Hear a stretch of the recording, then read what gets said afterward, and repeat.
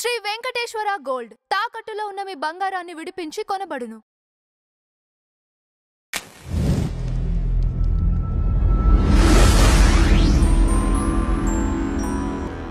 నమస్తే, welcome to our channel. నేను మీ వినోద్.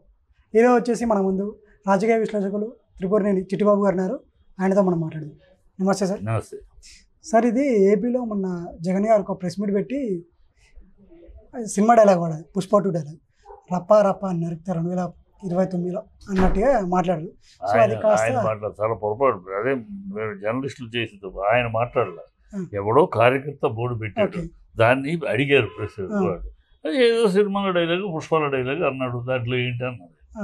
దాంట్లో పుష్పాల సినిమాల డైలాగ్ అది, వాడు సినిమా డైలాగ్ వాడాడు. కార్యకర్త ఎవడో బోర్డు, దాంట్లో ఏముంది, దాంట్లో పెద్ద విశేషం ఉంది, దాని గురించి పెద్ద ఇష్యూ ఏముందని అన్నాడు ఆయన. అదే రఫా ఆడించడం తప్పని అరెస్ట్ చేస్తే పాతాళానికి తొక్కుతా అన్న పవన్ కళ్యాణ్ అరెస్ట్ చేద్దాం. అది రఫా ఆడిన తలను నొక్కుతావు అన్నది తప్పు అన్నప్పుడు పాతాళానికి తొక్కుతా అనేది తప్పు కదా. మరి దానికి అరెస్ట్ చేయాలి కదా.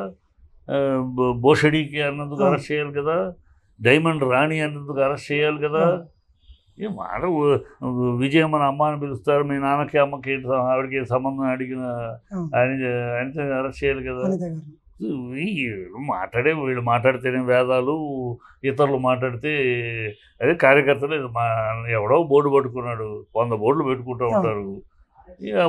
దీనికి సీఎం చంద్రబాబు గారు ఏమంటున్నారంటే, మీరు ఒకసారి ఆలోచించండి, ఇంతకుముందుకు వచ్చేసి ఇప్పుడు మాజీ సీఎం గారు గంజాయి బ్యాచ్ దగ్గరికి వెళ్ళి వాళ్ళని సపోర్ట్ చేశారు.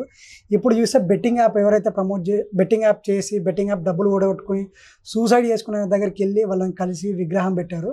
సో అంటే రౌడీ పెంచుతూ పోషిస్తున్నారు కాబట్టి ఒకసారి ఆలోచించి చూస్ చేసుకోండి అని చెప్పేసి అన్నారు. రౌడీలను పోషించేది ఇవన్నీ చంద్రబాబు నీతులు చెప్తే ఎట్లా దెయ్యాలు వేదాలు ఇచ్చినట్లు. చంద్రబాబు నువ్వు ఆయన చెప్పాల్సిన నీతులు అయ్యి నీకన్నా నా బాబు, నీకన్నా మల్లెల బాబు కూడా ఎంతమంది చరిత్ర ఉంది. జర్నలిస్టు విషయ పింగళి దశరథ కాడి నుంచి అన్ని చరిత్రలు ఉన్నాయి. ఊరినే ఆయన నీతులు చెప్తే ఎట్లా. వాడు మాట్లాడిన మాటలు ఎంత నీ అమ్మ మొగుడా, నీ అమ్మ మొగుడు ఇచ్చాడని ఒక సీఎం మాట్లాడే మాటలేనా?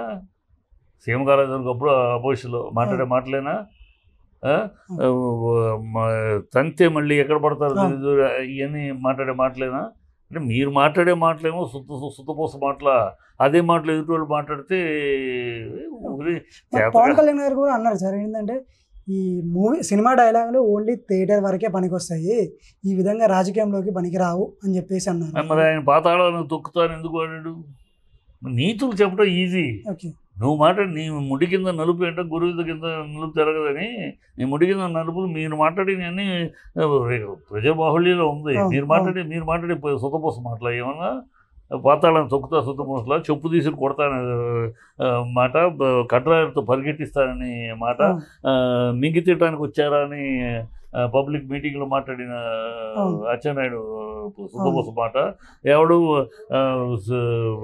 జగన్ అన్నాడా, వాళ్ళ అమ్మ అన్నారా, పెళ్ళామంతా మాట్లాడే అవి కూడా రికార్డింగ్ ఆడియోలు ఉన్నాయి కదా. మింగిస్తాను అని మాట్లాడాడు కదా. మరి ఇవన్నీ ఉన్నాయి. మీరేమో పిచ్చి కోతలు మీరు ఏమైనా పోయచ్చు. మీరు ఏం కూర్చున్నా మీకు వెనకాల 4 ఛానళ్ళు 4 పేపర్లు ఉన్నాయి కనుక డబ్బు వాయించడానికి మీరు ఏం మాట్లాడినా భజన చేసి వాక్ స్వాతంత్రం అలా మాట్లాడక ఏం చేస్తారు అని డబాయిస్తారా? ఇంకొకటి మాట్లాడితే పెద్ద తప్పు అంటారా? మరి కొందరు దీన్ని ఈ విధంగా ఏమంటున్నారంటే, అంటే అప్పుడు వాళ్ళు అన్నారు తెలియక అన్నారు, బట్ ఇప్పుడు మీరు దీన్ని ఏం చేస్తున్నారు, ఎంకరేజ్మెంట్ చేస్తున్నారా చెప్పేసి అంటా ఉన్నారు. అతను కార్యకర్త అన్నాడు, దాని గురించి ఏంటి ఇష్యూ అన్నాడు, అంతే కదా. నువ్వు గంజాయి అన్నావు, గంజాయి నువ్వు అంటున్నావు, నువ్వు గంజాయి 24,000 టన్నులు గంజాయి దొరికింది కాకినాడ పోర్టులో అన్నావు. అది గంజాయి కదరా పిచ్చమొహాలరా, అది డ్రై ఐస్ అని మీ గవర్నమెంట్ వచ్చిన రిపోర్టే కదా. మరి మీరు ఇలాంటి అబద్ధాలు ఆడతారు. మీరు గంజాయి అనకన్నా గంజాయి అయిపోతారా? మీరు 36 అబద్ధాలు ఆడతారు. 32,000 అమ్మాయిలు మిస్ అయిపోయారు అన్నారు. మిమ్మల్ని ఏమన్నా ఆ మాటకి 32,000 అమ్మాయిలు మిస్ అయిపోయారు. ఆంధ్ర రాష్ట్ర పరువు తీశారు. ఆంధ్ర రాష్ట్ర పిల్లల్ని ఇవ్వడానికి కూడా భయపడ్డారు. అక్కడ అమ్మాయిలు కిడ్నాప్ అవుతారంట, వాలంటీర్స్ ఇది చేస్తున్నారు, వాళ్ళకి వేశ్యాగృహాలకు అమ్ముతారని మాట్లాడారు కదా. అవన్నీ పచ్చి అబద్ధాలు ఆయనకు పార్లమెంట్లో తీర్చి చెప్పారు కదా. మరి మిమ్మల్ని ఏం చేయాలి? మీరు నోటుకు వచ్చిన అబద్ధాలు ఆడతారు, నోటుకు వచ్చిన బూతులు మాట్లాడతారు, నోటుకు వచ్చిన మీ ఇష్టాన్ని మాట్లాడారు. మీరు మాట్లాడితే అది వాక్ స్వాతంత్రము సంసారపు మాటలు. ఇంకొకళ్ళు మాట్లాడితే రౌడీజం, వ్యభిచారం, పిచ్చబాబు. వీడు మాట్లాడిన రికార్డు ప్రజల్లో ఉన్నాయి. మీ ఛానల్ ఎంత డ్రామా చేసినా యూట్యూబ్ సోషల్ మీడియాలో బాగానే ఉంది. మీరు ఏమేమి మాట్లాడారు, ఎవరెవరు ఏం మాట్లాడారు, భారతీయను అవినాష్ రెడ్డికి సంబంధం పెట్టి మాట్లాడిన మాటలు, పిల్లల పోలికలు, ఎంత నీచంగా మాట్లాడారు. మీకన్నా నీచంగా ఏమన్నా మాట్లాడారా? ఇప్పుడు వాడిని ఏదో కిషోర్ని కిరణ్ వాడిని అరెస్ట్ చేసి రిలీజ్ చేశారు. వాడిని అరెస్ట్ చేసినప్పుడు మరి వాడు ఆ ఛానల్ వాడిని అరెస్ట్ చేయాలిగా. వాడికి కుమిరిని అరెస్ట్ చేసేసరికి ఎవడో మాట్లాడేదాన్ని వాడిని అరెస్ట్ చేయలేదే.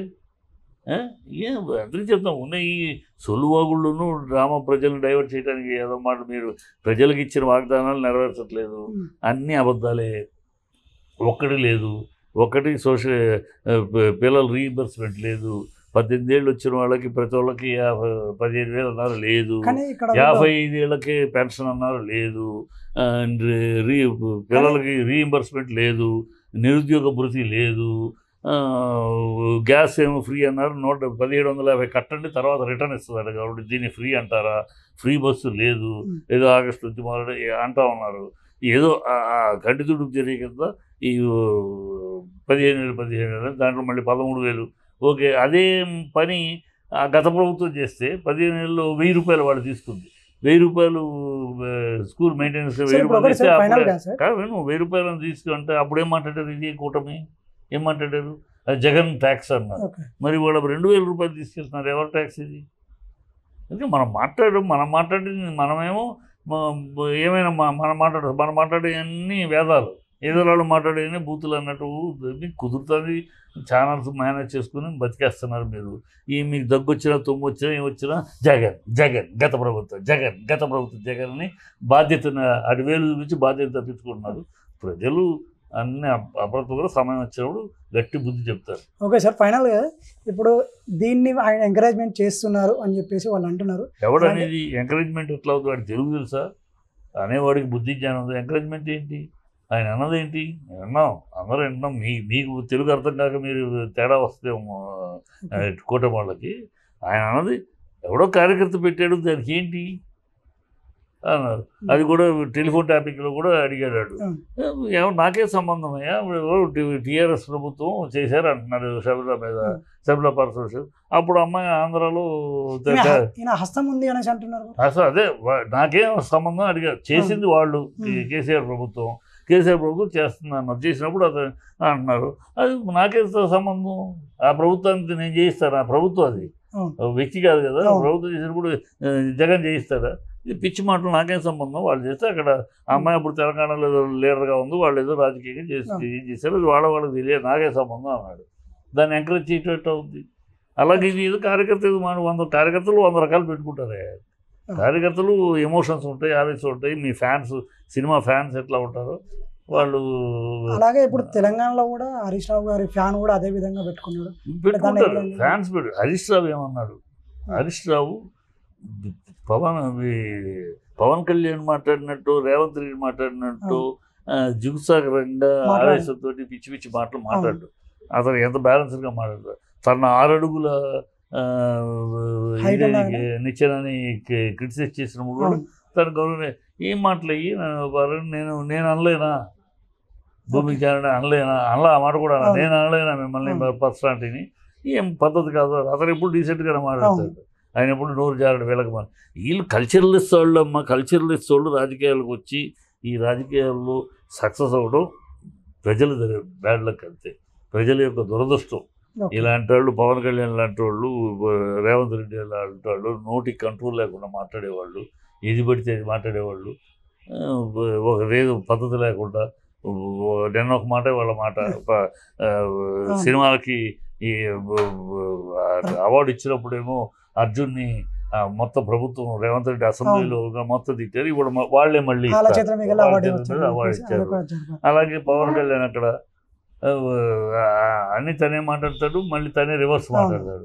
మతాలు వద్దంటాడు, కులాలు వద్దంటాడు, మళ్ళీ కులం అంటాడు. కుటుంబ రాజకీయాలు వద్దంటాడు, మళ్ళీ తన అన్నకి ఎమ్మెల్సీ ఇస్తాడు. Okay so sir. వీళ్ళకి ఒక మాట నిలకడలేదు, ఒక మాటలో నిజాయితీ లేదు, ఒక మాటలో నీతి ఉండదు. ఇవాళ ఒక మాట రేవంత్ రెడ్డి సోనియా గాంధీని భూతం అన్నాడు, రక్తం తాగే ఓకే సార్, ఇప్పుడు మీరు మొత్తం ఓవరాల్గా మన పిశాచి అన్నాడు. ఇవాళ ఆవిడ దేవత, ఆవిడ కాళ్ళు కడిగి నెత్తిని పోసుకోవాలి. ఏ సీఎం అన్నా మాట్లాడతాడు, కర్మ కాకపోతే కర్మ అని ఊరిని అంటాను. ఏ సీఎం అయినా నువ్వు కావాలంటే కాళ్ళు నెత్తిని కడిగి పోసుకో, నీ సీఎం పదవి కోసం చేసుకో. ప్రజలు ఏంటయ్యా, 4,00,000 కోట్ల ప్రజలు నీ సోనియా గాంధీ కాళ్ళు కూడా నెత్తిని పోసుకోవాలి. ఒక సీఎం అనే మాట అనేది ఎంత దౌర్భాగ్యం అంటే వీళ్ళకి ఒక విచక్షణ లేదు. ఇలాంటి వాళ్ళు మాట్లాడుతూ ఉంటారు అంతే. వాళ్ళ మాటల గురించి, వాళ్ళు మాట్లాడే దాని గురించి చంద్రబాబు నీతులు చెప్పే స్థాయి లేదు. చంద్రబాబు చేసిన అకృత్యాలు ఇంకెవరు చేయలేరు. కనుక ఆయన కొత్త 4 సార్లు అయ్యాను సార్ సీఎం ఇప్పుడు. అయ్యాడు. ఒకటి తోకపట్టు ఎప్పుడైనా ఒంటరిగా అయ్యాడు. ఒకసారి వాజ్పేయి గారు తోకపట్టుకుని, ఒకసారి మళ్ళీ 10 ఏళ్ళు కూర్చుంటే మళ్ళీ మోడీ గారు తోకపట్టుకుని కాదన్నాడు, పోయాడు, మూల కూర్చున్నాడు, మళ్ళీ తోకపట్టుకున్నాడు. ఎవరో ఒకళ్ళు కలుపుకుంటారు. ఆయన కలుపుకున్న వాళ్ళు ఎవరు ఇంతవరకు? బీఆర్ఎస్ తోటి చేతులు కలిపాడు, కమ్యూనిస్టులతో చేతులు కలిపాడు, కాంగ్రెస్ తోటి చేతులు కలిపాడు, బీజేపీతో చేతులు కలిపాడు. ఆయన చేతులు కలపని పార్టీ ఏమైనా ఉన్నదా? కలుపుకుంటాడు, బెనిఫిట్ పొందుతాడు, తర్వాత వాళ్ళని పక్కన తోసేస్తాడు. అదో జీవితం. 4 సార్లు 40 సార్లు కూడా అవుతారు అలాంటి వాళ్ళు.